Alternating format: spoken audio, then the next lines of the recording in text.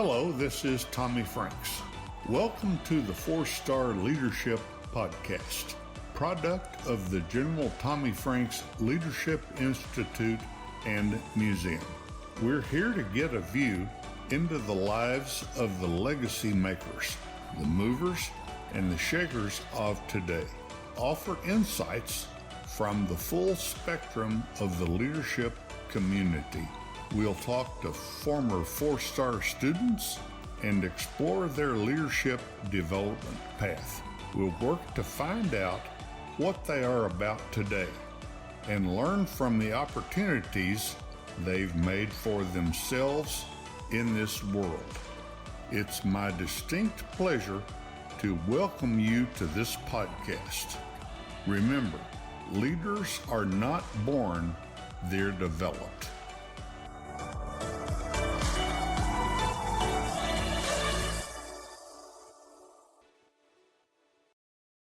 Welcome to a new season of the Core Principles of Leadership with General Tommy Franks podcast. I'm your host, Dr. Jill Green, and it is exciting to start off 2024 with our fourth season with Coach Sherri Coale, the Hall of Fame women's basketball coach from the University of Oklahoma. Coach Coale never veered far from her roots of small-town Oklahoma, growing up just 30 minutes on the right side of the Red River in the one-stoplight town of Hilton. She became the first all-state basketball player from her small town and landed a scholarship to play at Oklahoma Christian University. After college, she began her high school coaching career, and after winning a couple of state championships, at the young age of 31, with no collegiate experience under her belt, she became, as she writes, the proverbial coaching poster child when she was named the head coach at the University of Oklahoma. During her 25-year career at Oklahoma, she won multiple Big 12 championships, had 19 straight NCAA tournament appearances, and fought her way into 3 Final Fours. She coached 4 All-Americans, 14 WNBA draft selections, and was inspired by the fight and drive of each of her players that stepped on the court with her. The Oklahoma sideline was not the only coaching opportunity that Coach Coale earned. She also had the opportunity to participate in USA Basketball as an assistant coach in 2001, and as the head coach in the 2013 World University Games, where her squad defeated Russia on their home floor to bring home the gold. After retiring, Coach Coale focused with intention on several other callings in her life, one being writing, and published Roots to Rise, a collection of essays about her people and the impact they had on the people around them. Before we get started with our episode with Coach Coale, we'll have a word from one of our major sponsors, REI Oklahoma. REI Oklahoma is proud to be part of the General Tommy Franks Leadership Institute and Museum in the production and distribution of these podcasts designed to inspire leaders and difference makers. At REI Oklahoma, we have been working with small business leaders, entrepreneurs, and people who are driven to succeed for years. Highly motivated people working to own their own businesses, live in their own homes, and make the world a better place since its beginning. REI Oklahoma has continued to identify hurdles and deliver holistic solutions to create job growth and help neighborhoods thrive in both rural and urban communities. REI Oklahoma looks forward to visiting with you about helping your business and community grow. Visiting reiok.org or call 1-800-658-2823 to start the conversation. The LaBarge family is a fourth-generation Oklahoma family. That may not sound like a long time, but our grandfathers were born here, within the Comanche Nation, before the land grants. We are the proudest sponsor of the Tommy Franks 4-Star Leadership Podcast. We hope listeners will heed the words of these distinguished men and women who have served our country at the highest levels and across all walks of life. Was coaching always was that always a goal of yours growing up? I don't know that it was so much a goal of mine as the only way I could see my life. I just thought, from the time I can remember earliest, I will be a teacher and a coach. That's what I thought. The most influential people in my life were my teachers and my coaches outside of my immediate family. And I just thought that was the coolest way to make a life. And so when I was about in the fifth grade, I started thinking about it. I remember, we used to order books out of the Scholastic Book Fair, those little magazines that you could order books out of. And all my friends were ordering mysteries and puzzle books and all kinds of stuff. And I ordered They Call Me Coach by John Wooden. I did in the fifth grade. And Oh, I ordered that book, I fun. still have it on my shelf. And that was just sort of a, foreshadowing of this is what it's going to be like. That's your destiny. So, growing up, what did a leader look like to you? Well, I think of various leaders and various aspects of my life, leaders in the classroom, leaders on the basketball court, leaders at my church, um, leaders in the community. They were in a variety of forms and took on a lot of different characteristics. But I think chief among them would be confidence. There was a level of competence that was radiated through how leaders walked and talked and carried themselves, and that made you want to gravitate toward them. And so that I think confidence would be one thing. Also, confidence anchored in humility. I can't think of a single leader from the time I ever started paying attention to it that wasn't constantly learning while they were leading. And that was a very, uh, um, it was a force that was magnifying, and it drew me toward it. This insatiable curiosity to get better, to do better, to learn more, to see more, to be able to do more. And I think strong communicators, that would be the third part of it. Mhm. So confidence, curiosity grounded in humility, and then the ability to communicate a vision or specific information, or simply relate in a way that made you feel like you could ask questions or reveal things or connect. So I think those might be the big three. So, when you came into coaching, and what of those characteristics did you try to mirror when you were out coaching? And Oh, I think I probably tried to mirror them all. I think what we do when we begin anything is whether we're consciously or subconsciously, we're being the way we were treated. So we Mhm. teach the way we were taught, we coach the way we were coached, we parent the way we were parented. That's just sort of a natural inclination. And then after you do it for a bit, you try on this voice and that voice, and you mix these things together, and it's kind of like making vegetable soup. At the end, it ultimately comes out to be this one thing that is you.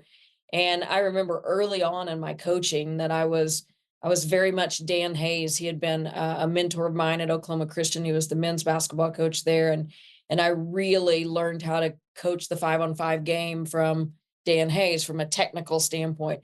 And I was very much him. And then my first head coaching job was at Norman High School, and Tony Robinson was the boys coach, and he was very intense. And uh, I remember I was a lot like him, and tried to be a lot like him. And then through the years, those things sort of morphed into my way of doing that. But I think our tendency is to take, hopefully, we're intentional enough and being aware enough that we can pick the things that we really love and that fit us. And we become a conglomeration of all those who have impacted us. Yeah, so it's funny that you talk about you had to learn how to coach 5-on-5. So I grew up in Oklahoma too, and I was one of the last few classes that actually played 6-on-6. And nowadays, people have no idea what that even is. So, back in the day, I couldn't imagine having to run the full court the entire game. That just blew my mind. But um, at my last job, I worked at a college, and so I helped at the score table a lot. And the reps would come over and they'd be like, "You know what you're doing? Are we all good? We're on the same page." And I'm like, "Yeah, I played 6-on-6. I know what's going on." And I mean, their eyes, they would just be like, "Oh my gosh, what have we gotten ourselves into?" But that's I was on the guard side, so I never knew how to shoot the ball. That wasn't part of my job. That you just got the ball across the Right, line. and So and we loved it because yes, it's something we knew. It's what I played in high school, and I uh-huh. think the greatest game in all of the world until I played 5-on-5. Yeah. And then I never wanted to play 6-on-6 again. But when it's all you know, it's what you love. Yeah. And Do you people love here it? were so passionate about it. And there were so many really positive things about 6-on-6 basketball for girls. We were also fundamentally sound because we spent so much time on fundamentals, dribbling, Mhm. passing, and catching. And there was such camaraderie and such inclusion and a high level of skill. It was a great game. It was. It Like I was. said, until I found out how to play another one. So, um, when you would bring recruits into Norman, everyone had the same goal of winning, but everyone had their own way of thinking of how to do that. So, how, as a coach, did you get everyone on the same page? Well, there's no easy answer to that question because every single year was different. Every collection of young women was different. As the game changed, the game became different. As society morphed, that became different. Technology infused itself into the situation, that made things different. But when you take all those complexities and kind of shove them to the side, there are a few things that remain true regardless of all those complex changes. And that is that the whole has to be greater than the sum of the parts. And the way you get there is by making every individual understand the necessity of their role, their behavior, their presence, the lack thereof of either of those things, the commitment level, that that piece of it that says what I do is integral. I think that's where it begins. And how you get to that spot is different all the time. But I think it's by painting a really clear picture of what the team aspires to do, and maybe even more importantly for me, it was what our team aspires to be. If we are what we aspire to be, then we will do what we aspire to do, and maybe more so. Mhm. But if we're shooting at that thing instead of becoming who we can be, it's going to get really hard to reach those goals. So it was painting a very clear picture that involved a great amount of focus on language. I think, we talk a lot about mission statements and purpose statements and core values, and all those things are very, very important. But I think where we miss the mark sometimes is making the assumption that you and I have the same definition of the word integrity. Mhm. We may be really close, but we may not be close at all. And even if we're really close, we may not be really clear. And so we took bold steps to ensure that our group agreed upon the language that we would use. In other words, what does gratitude look like? We want to be thankful. We want to be grateful for what happens, but what does that look like in action? And we would define what are the hands and feet of that. Feet of that. That means if visitors are watching us practice, as soon as practice is over, we'll all go shake their hand, look them in the eye, thank them for coming. That means when we get on and off of a bus, we tell the bus driver, thank you so much for driving us today. We appreciate you. On a plane, all of those things. So we went through those ways that gratitude manifested itself. And we did that with all of our core values, those words that define the environment in which we would work and live and behave. And so I think clarity of language is a really, really big part of that. And then, of course, there are so many other things I could talk about within the confines of this question, like catching people doing things right. I just Mhm. think the way to create the type of behavior, agreed upon behavior from a group, because it is hard. We talk sometimes about, "Well, we all got to be selfless." Well, okay, yes, we all want to be selfless, but wanting to be and actually being on a Doing daily it. basis, Yeah. Yeah. two different things. Yeah.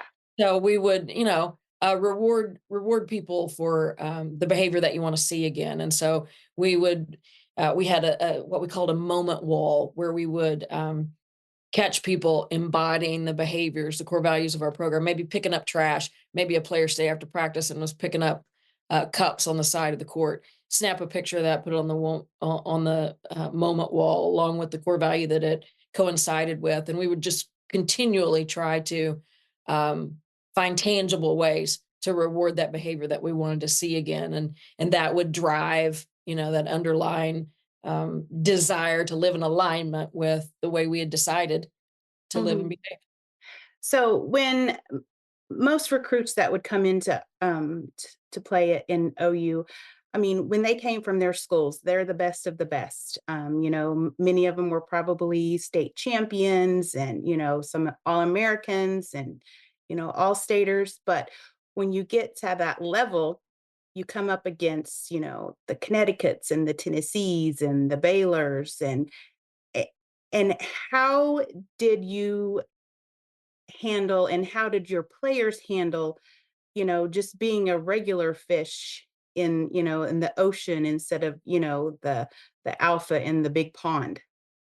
Well, every player that you sign at a place like the University of Oklahoma was clearly the best player on their team. Yes. That was almost a given. In many instances, the best player that a particular school had ever seen. Mhm. In many instances, the best player in the state, the Gatorade Player of the Year in the state. And so the accolades would just stack up on top of one another. I would always ask our incoming players. I would remind them that you got to be able to handle and think through before you make a commitment to come here. The fact that on your worst day, you were almost always the best player in your gym. Mhm. On your best day, you may never be the best player in our gym. That's a really significant difference. And you have to be able to play that scenario over in your mind and say, could I be okay with that? It doesn't mean that you're not aspirational. It doesn't mean that you're not going to fight for more playing time. It doesn't mean that you don't want to be an All American. Mhm.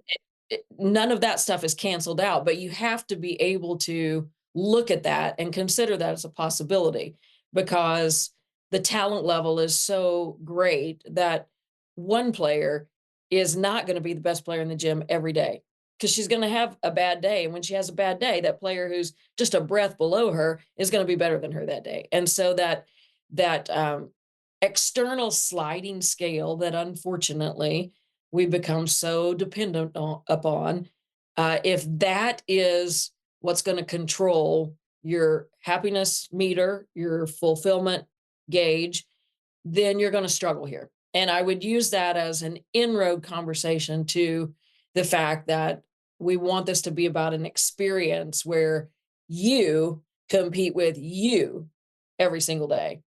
And you don't compete with the person on your right or the person on your left. Ultimately, you're competing with you. Are you better today than you were yesterday? And if we can get to that, we'll all be the best version of ourselves. And again, an easy thing to talk about, but a very difficult thing to do. Yeah, that's what we try to tell our students because many, I mean, they're the leaders of their school. They're the valedictorians. They're the basketball captains, the student council, and we explain to them, when you go to college, you have to focus on being the best you. And sometimes the best you is someone that is, helping out. It's someone that's playing an integral part of the team, but maybe not, leading the team. And just you have to focus on being the best you and not worry about what someone else is doing. So I think that's hard sometimes with the Really pressure hard. that. There's and you have absolutely no control though over all those other things. And that's what you realize when the talent level is so great at a major college program. There are so many things that you can't control. You can't control the other guys, you can't control the officials, you can't control the weather when you travel. You can't control whether or not you get injured or whether or not a teammate gets injured or all those things. And if your happiness meter or your fulfillment gauge is based upon all of those things that you can't control, you're going to be miserable and you're going to have a heightened level of anxiety and tension that's going to keep you from being your best. So instead of all that outward external comparison, let's really focus on individual improvement, being better tomorrow than you are today.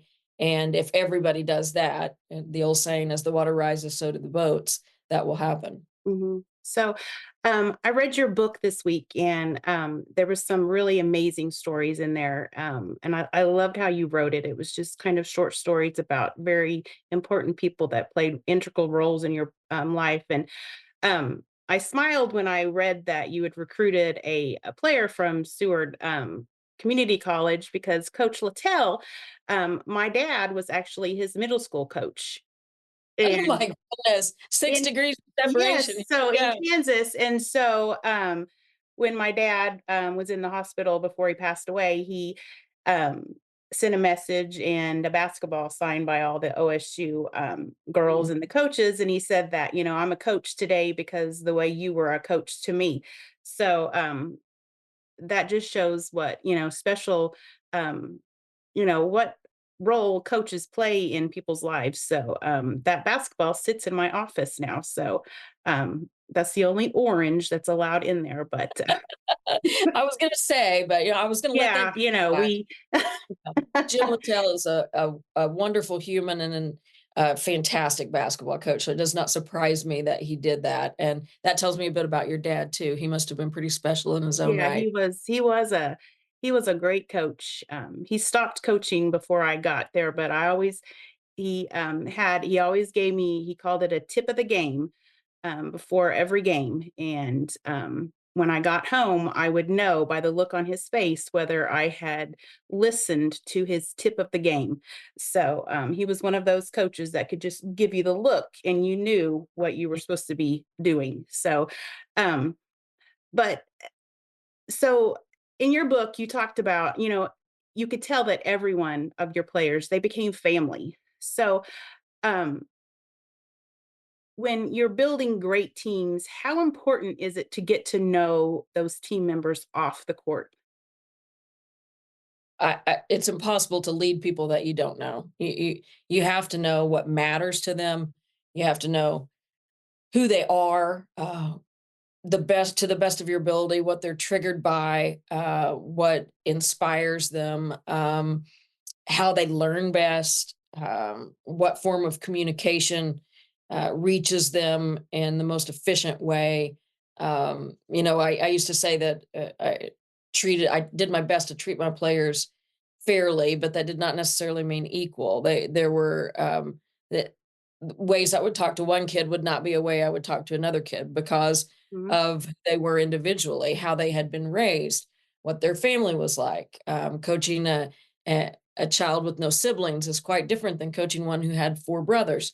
And so you just need all the information you can get. And I think that's probably one of the most important things. I'm asked often if if you're giving advice to a young coach who's taking a job for the first time, what would your first piece of advice be? To get to know your players, like go on home visits, like go see them in their homes, meet mhm, their family, get to know who they are and what they're made of and what their expectations are. And then don't ever shy away from that piece of personal development, personal growth that is necessary for each member of your team, because they're not going to be the same person that they are the day you meet them in 4 years. right. And if you're in a place of business in 6 years or 8 years, we are constantly changing and becoming and striving. And so as leaders, it's our job not only to know who our people are, but who they want to be and to help them move in that direction. And that takes an inordinate amount of emotional energy. I would say that of all the things that gets overlooked when you're jumping into some leadership role, it's the vast amount of um, emotional space that you need to have and maintain for the people you're responsible for leading, which means ultimately that you can't run yourself ragged and never take care of yourself and not fill yourself up, because you have to have that for the people that you're responsible for. So building in time to make sure that you work out or you read or you pray, you meditate, all those things that make you whole, because that's a big chunk of your job as a leader, Mhm. is to provide that space and accessibility to those people that you're charged with leading. Yeah. So I looked up last night, and when the season before you took over at OU, I think that it said that they were like 12 and 15. And there were only 2 players that were not from the state of Oklahoma. So it was not a place that, big time recruits considered coming. That wasn't something that, Oklahoma women's basketball just wasn't, you know, the ideal place to come. So how did you create buy-in so quickly and get it turned around so fast? Well, one of the first things that I think is super important to note is that uh, as an institution, the University of Oklahoma had a lot to offer. Mhm. So it was this thing that was just a secret, in the Ah, world of yeah. women's basketball. And so it was just our job to alert people to the fact of what the institution offered. And you only need to look men's basketball, baseball, football. At the time, others that were being so incredibly successful to know that it can happen for women's basketball too.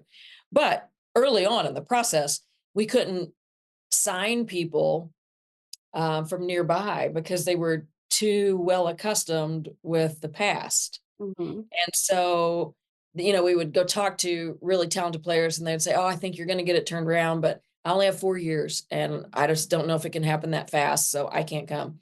So we realized real quickly we had to go out a ways and we got really lucky. If I'm just going to tell the truth, we got really lucky. I mean, there were some God winks for without a doubt. My first signee was a 5'11" center from Slayton, Texas, who was available in the month of April. No great players ever available in April for the following fall. And she had wanted to go to Lubbock to Texas Tech and didn't get an opportunity to sign late and was left holding the bag. And a friend of a friend of a friend told me, and long story that I share in the book actually, ended up signing Felicia Whaley. And I thought she'd be a really good player because she had this look in her eye, like she would do whatever you asked her to do. She was inordinately respectful, kind, um, the highest possible manners, just a good soul. And you could feel every bit of it. She's a good soul and a good high school basketball player. I don't know that I thought she would be a great college player, thought she could be good, but I didn't know she could be great. She turned out to be one of the best players I ever coached in 25 years. She was amazing. That was a bit of a God thing. And once Felicia got here, we literally did the old herbal essence commercial. Told two friends and they told two friends and so on and so on. And we would say, we went to Brockville, Ontario, Canada, and found Stacey Dales and said, "Stacey, you're going to want to play with Felicia Whaley. This Mm. is the kind of person that you want to hitch your wagon to because you can do special things." And then we stuck those two together and said, "Kate and Hill, you're going to want to play with Felicia Whaley and Stacey Dales." And then we hooked those guys together and just sort of built the train that way, connecting really good humans with similar aspirations from very diverse backgrounds, very diverse experiences, a wide range of skill sets, but a commonality that was we're going to play hard, we're going to play for each other, we're going to go to class. Our education is going to be important to us. How we represent this university is important to us. The commonalities and what I call those really anchor traits were there. The diversity was in all the other things, and it made for a great mix. And then, what happens is what happens in any entity. When you start doing something really well, then other people start paying attention, and it's not a secret anymore. And suddenly you can attract people from all over. And I've been asked what was um, the biggest difference in recruiting after we went to our first Final Four in 2002, and it was the fact that anybody would take our phone call. Before that, not every great player would even you could even talk to them. They just didn't even really know who you were. But Yeah. after you go play for the national championship in 2002, now every call gets answered, which complicated recruiting, if I'm being quite honest, because Yeah. now instead of X number of access points, you have all the access points you could ever dream of. And so you have to get really serious about how you decide which ones to follow up on and which ones not. And it becomes a whole other creature over here. But that was it. It just started one person at a time, one quality human being at a time, and then selling her to the next. And we just created this train. Created a great train. So, Thank you.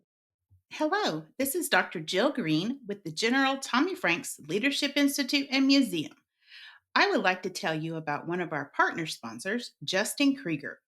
He has worked as an independent insurance agent at Krieger Insurance Agency in his hometown of Hobart, Oklahoma since 1999. Justin is honored to help with our annual Celebration of Freedom event and has served on the board of directors for the General Tommy Franks Leadership Institute and Museum for many years. He is a fifth generation farmer and rancher in Kiowa County, where cattle, crops, and even insurance is sold with a handshake. Give him a call at 580-726-3076 or stop by the office and speak with Justin, Denise Reeves, or Wendy Block about your insurance needs.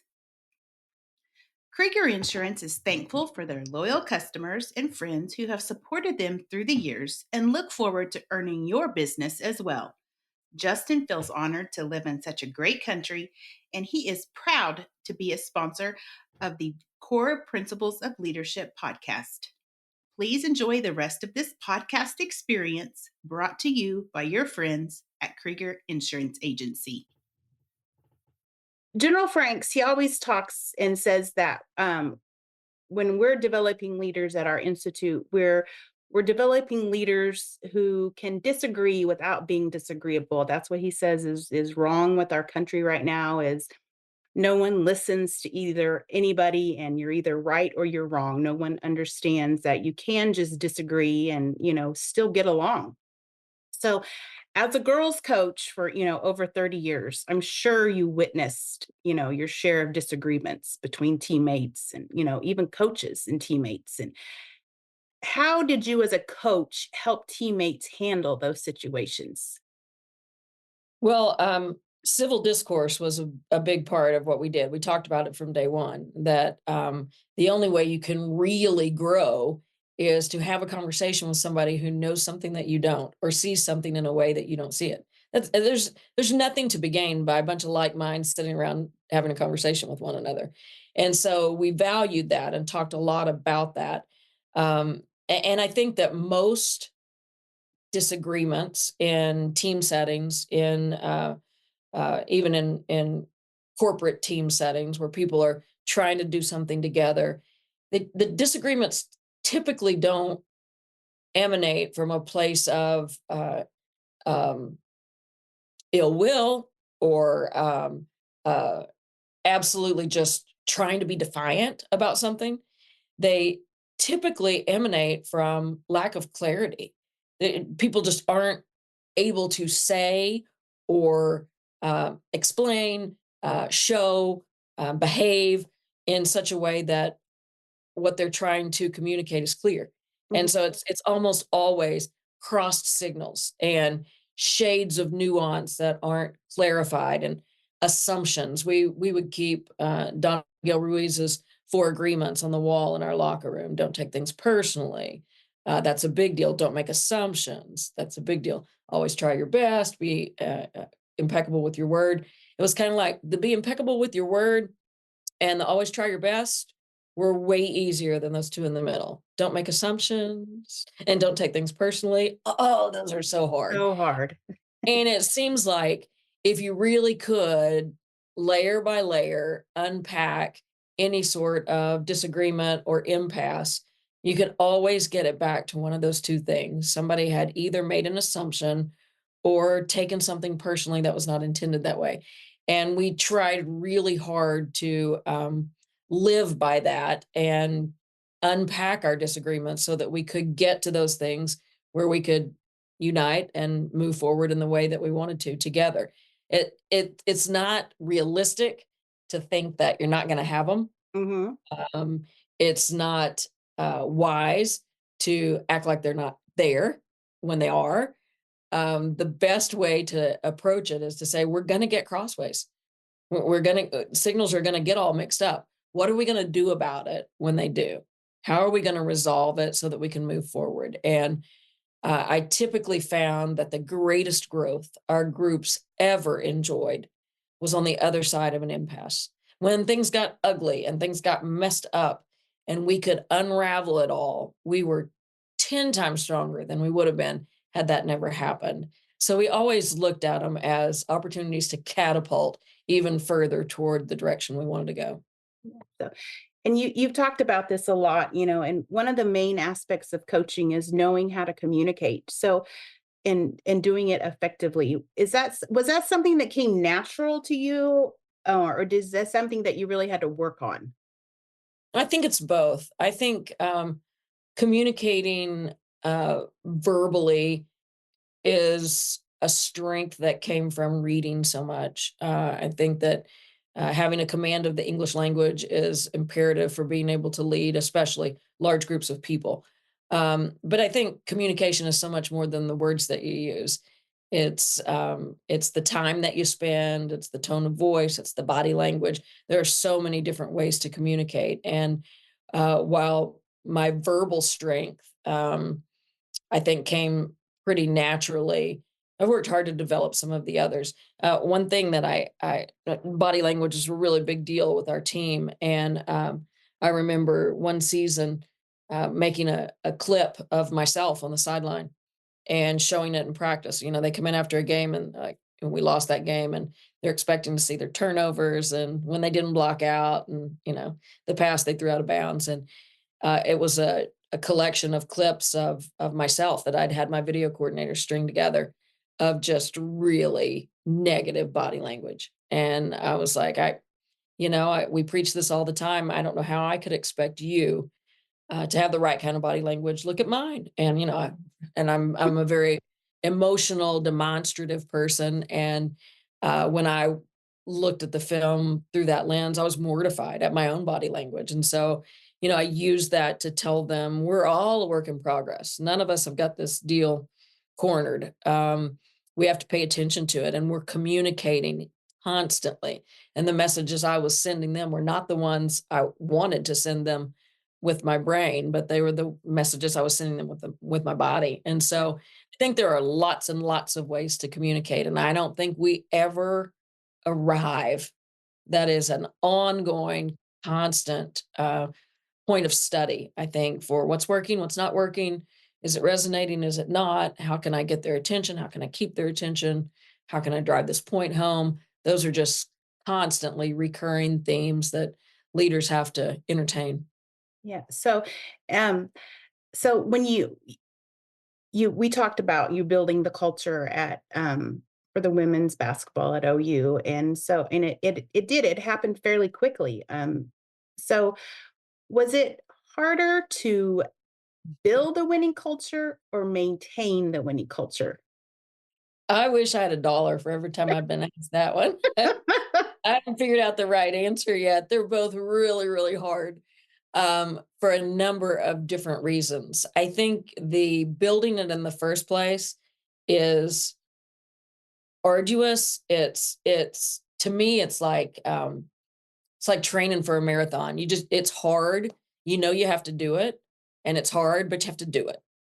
And then the maintaining of it is sort of like um, there's not a there's not a hill to climb. And so this is weird. I know how to train to climb this hill, but okay, now there's not a hill to climb. So this is Mhm. weird.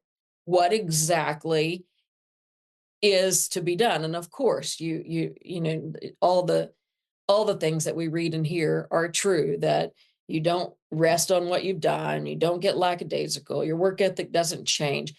But there is a shift in the things that you need to do to be successful. That old saying that what got you here won't get you there is absolutely true. You don't just go back to the bottom of the hill and start digging again, because it's a different kind of mountain now. And so it's almost as if that one's riddle laced. And when you're trying to build a thing for the first time, there's sort of a follow these directions kind of thing. And so I would lean toward it's harder because it's not as clear um, on how to maintain it. The problems, the complexities, the challenges are just as great, but they are very different. And it's an elite space when like people who've won a national championship. Nick Saban just retires yesterday as we're having this, we're recording the Zoom today. And the number of people that he could look to see how to get better from 2021 to 2022, there's like, who's he going to look to? Yeah. Who's done that, at that level? And so it's a little bit of a mystery. And yet, the ones that are able to sustain that success year after year after year are obviously skilled in a great number of ways. Chief among them may be their ingenuity, their ability to maybe not reinvent, but recreate themselves in their program continually, because I think Mhm. that's necessary for freshness. Yeah. So when we talk to our students, we try not to ever use the word failure. Everyone has failures. That's just how life is. So we try to refer to them as pivots. So pivots can be, really pivotal moments in our lives. So can you think back on a moment that was really a pivoting point in your life? Oh, there've been many, many pivots. Might make you dizzy if I told you all of them. When this is an interesting story, I don't know if I've actually ever even told on a public platform before, but my first job was teaching and coaching at high school level. I was assistant coach, and I had just played 5-on-5 and went back and coaching a 6-on-6 team. And I I my I really wasn't trained to coach 6-on-6. I had played it, but I'd never coached it. And Mhm. as I said, I'd learned how to coach through college, through watching the men's coach there, coach and teach 5-on-5. And we had a couple of scrimmages, and I was an assistant coach for the high school team, the head coach had given me responsibility of the defense. And I was an offensive player when I played 6-on-6, and then, played 5-on-5 different game. And I wasn't great at trying to figure out how to play 3-on-3 defense and get our guys to do what we wanted. And he actually brought a former assistant coach that was doing a different sport at the time back in to coach with us, which was another way of saying, you can't get this done. You're going to coach Mhm. this off. You're going to bring this guy in to do the JV. And it was a moment that I will never forget. It didn't change my pay status, um, but it changed my role. And it was the moment at which I had to decide if I really knew what I was doing or not, if Mhm. I really wanted to do what I thought I wanted to do or not. And it was a soul searching moment. I had never, to borrow the word that you don't use, failed really in a big way. Before that moment, that was my first job outside of, after college. Yeah. And I remember I took about a week, and on my lunch break, which if you're a teacher is about 25 minutes, I would go out and jog around the track. And it took me about a week of just doing that by myself, coming to terms with all this. And then I went in and asked the head coach if I could coach the sophomore team.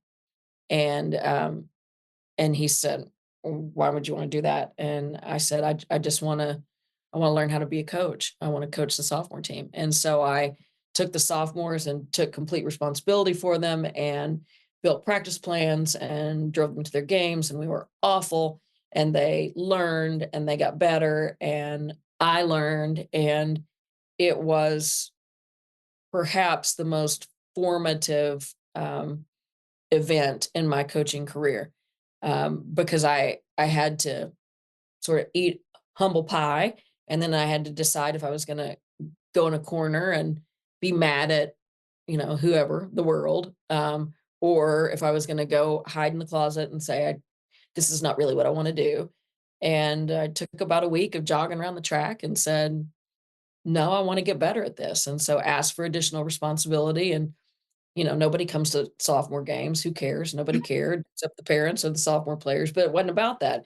It was about me seeing if I could figure out how to design a practice and coach kids. And I learned far more from that year than I ever would have had I just been the varsity assistant coach. So that's a major one that played a huge role in the kind of coach I became. It's a great story. So, um, you've seen all kinds of leaders on the basketball court, players. And so, to you, what separates the great leaders from the good leaders? That is an excellent question, and I don't know that it can fit in a box. If it could fit in a little word box, we'd market it and sell it, and we'd all be filthy rich. Um, they have the it factor, and I think sometimes that we relate the it factor to charisma, and charisma can be part of it.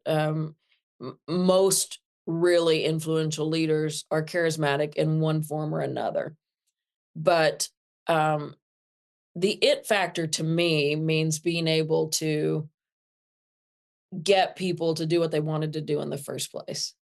And sometimes that's delivering go get them speech from the front of the room, or in a timeout, or, at a beginning of the year meeting.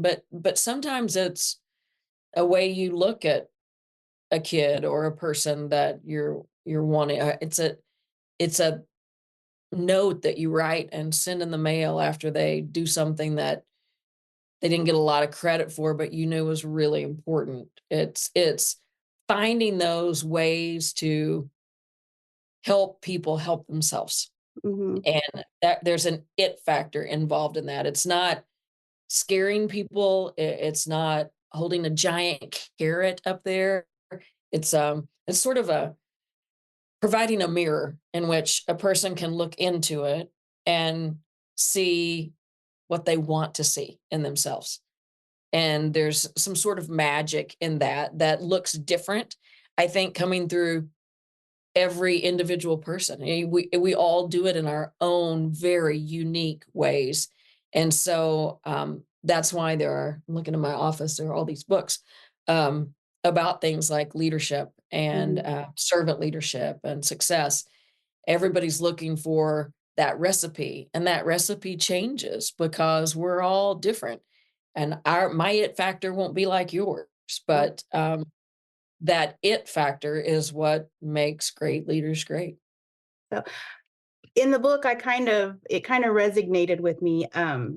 You talked a lot about great players that had, pretty severe injuries, and they, it broke their heart, and but they continued to lead from the sidelines. They were the first ones to cheer on their teammates, and be there for them, and that sort of thing. And I think that is a good example of what a great leader is. A lot of times leaders are not the ones right out in the middle of everything. They're leading from behind, and they're the ones that know their roles. So that's Well, kind I of think there has to be a willingness to lead in the way that's needed, which is not necessarily the way that you wanted. yes. And a lot of learning that I used to tell our guys the story of the three trees, and just a children's story that I read my kids when they were little. But basically, they each end up getting what they wanted, just not in the way that they'd imagined. And every time we had an injury, we would revisit that and say, I know this isn't exactly what this looked like when you were planning it all out, but you got to remember there are a lot of different roads to get to the place you wanted to go. And Hmm. maybe God's got a better path in mind.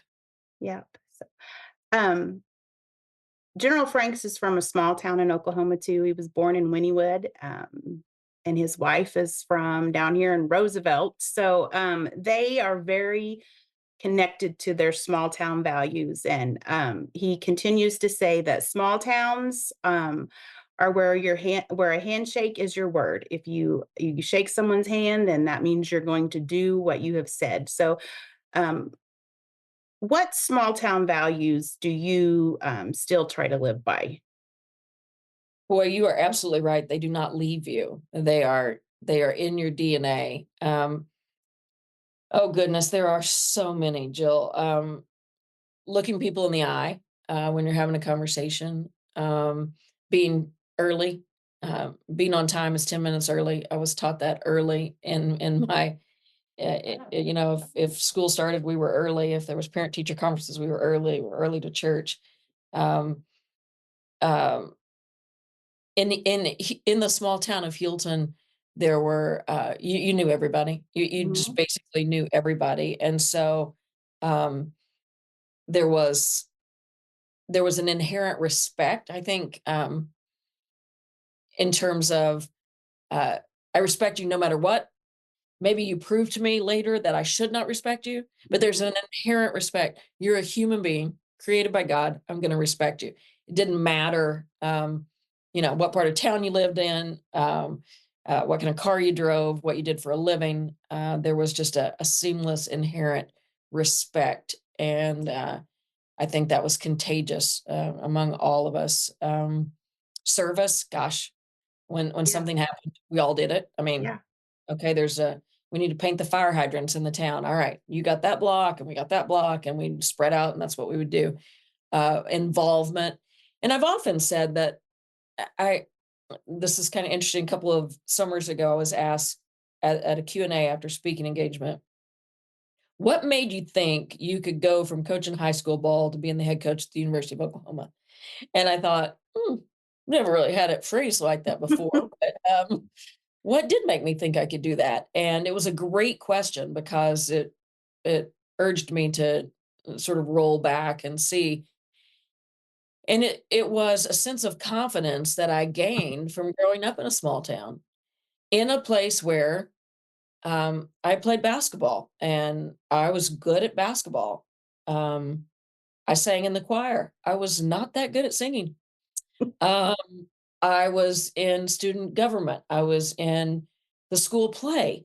I was in FFA. I ran track. There was nothing. We did everything. Yeah, you You were know why we did involved in everything? everything. Yes. Because there weren't enough people to do it. If you didn't, you were Mhm. involved in everything. So whether you wanted to or not, whether you loved it or not, whether it was your aptitude or not, you were involved. And what you learned is that you can get better at anything as you do it. I wasn't ever going to be the best singer in the choir. As I got better at basketball, I could be the best basketball player on the floor. But I was a better singer than I was when I started. Yeah. And that what I walked away from Hilton with was this idea when I went to college that there was nothing I couldn't do. Because whatever it was, I had figured out how to do it. And so there's this sort of sense of agency, like, okay, I don't know how to do that, but I can learn. Okay, I've never done it, but I can try. And there was this absence of that mysterious fear that comes when you look at a thing and think, oh, I could never do that. And I didn't emerge from that small town with that idea because we did everything. And I just think that's perhaps the greatest gift of all. Yes. Yep. So, um, in our society today, I mean, there's so many distractions and they're coming from every direction. And it's quite different from when we were growing up. I grew up in a very small town too. So, what you did is you went to the gym, and whether you played basketball or not, you were just in the gym. That's where the activity was. So, you were always there, and if your parents needed to find you, they knew that you would more than likely be in the gym. So, as a leader and a coach, how do you protect your team from all those outside distractions? I don't think you can protect them. I think you teach them how to deal with them. Um, I was never one to say, okay, we're gonna put our cell phones in a box. You can have them when the weekend's over or the road trip's over. Um, I never thought that did any good. Technology is here. It's gonna ding, it's gonna ring, it's gonna pop up, it's gonna do what it does.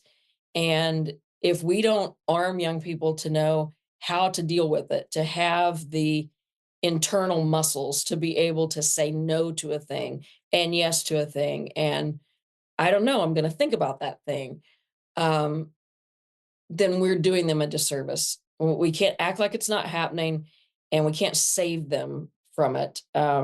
We have to teach them how to use it. Now, I think what's incredibly important is the intentionality that goes into the decision making process regarding it.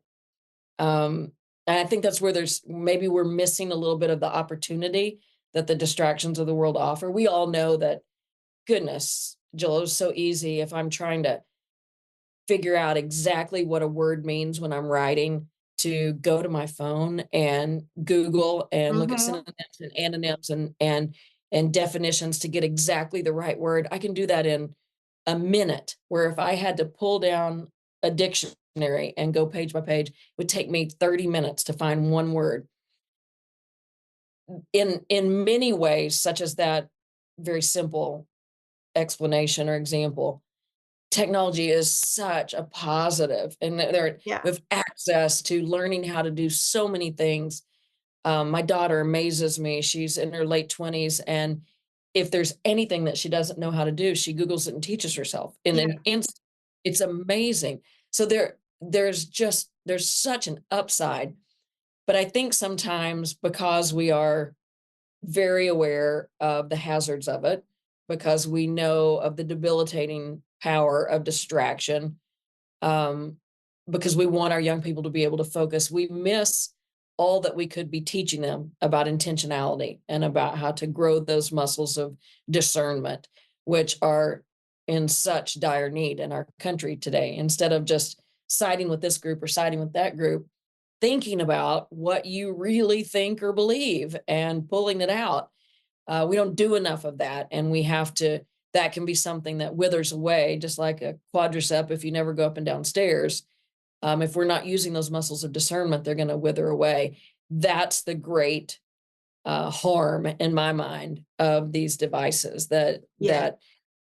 We stop thinking for ourselves. We stop building those muscles of decision making, the why and the how and the what and the when. We just allow things to be poured into us. And so I think it's our charge, long-winded answer, to say, we know distraction is bad. We know outside noise is brutal and can be debilitating. But we also know that we can become our own filter for what we want to hear, for what we want to see, for what we want to spend our time. So make those decisions. If we make great decisions about who we follow on social media, Mm-hmm. it can be such a positive encouragement and inspiration and lift.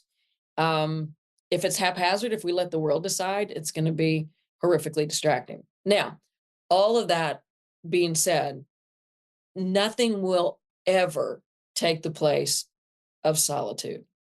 We have to learn how to be okay by ourselves with nothing around to watch or even read, look at, or listen to, just solitude. Because I think that's where our decision making muscles start to grow. That's where our ability to think and analyze and synthesize and all those things that make us valuable in the Mm-hmm. workplace, in the world, and with one another in our relationships, the ability to do all that is grown in solitude. And so we have to be okay with that. And that's probably the greatest fear of this distracted world that we live in now, is that there is no time. Nobody takes the time to be alone with their thoughts. Yeah. And that's an important part of development.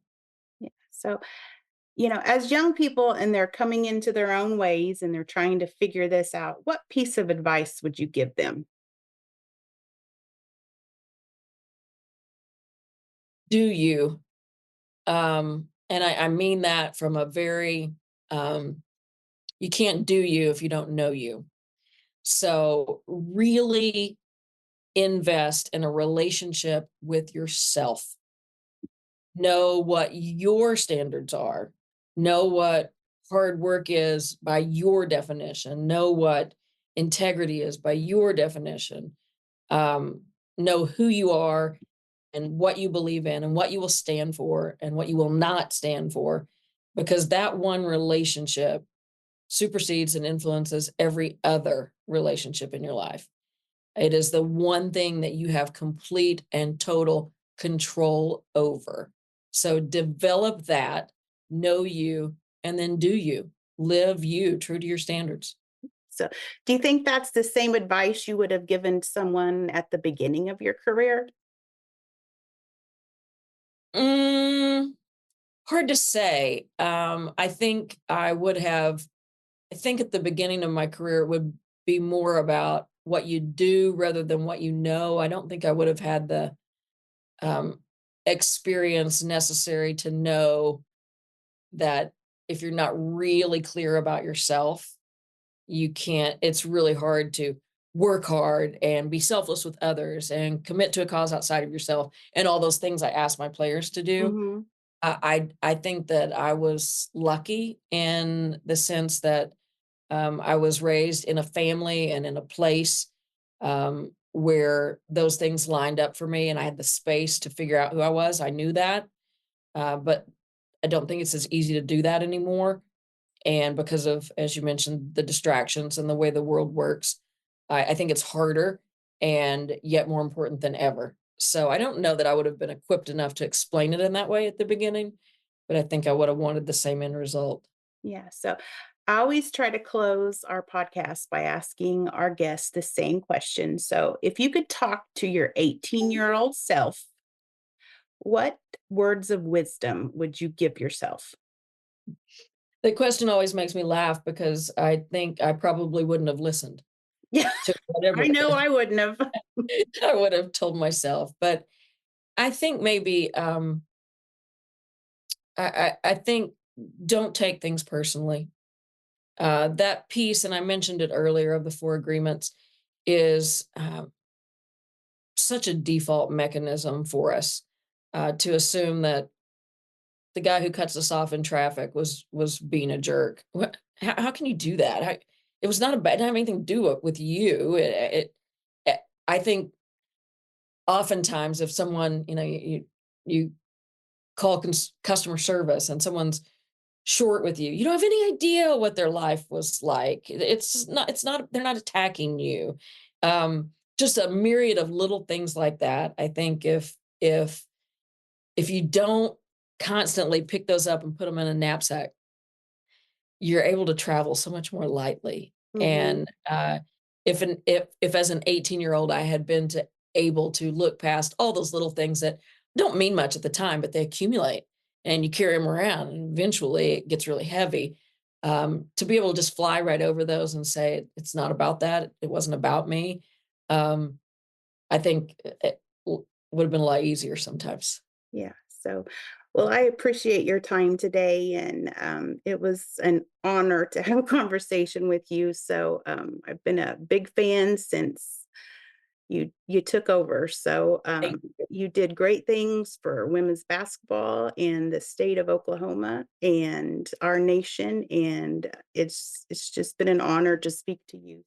Thank you again to REI Oklahoma for making this podcast possible.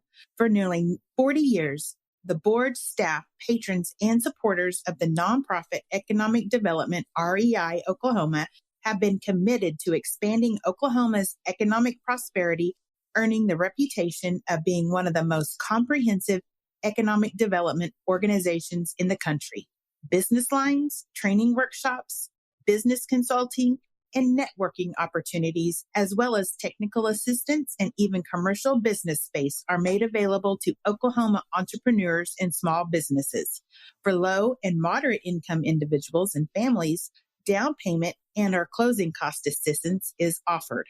Learn more at reiok.org.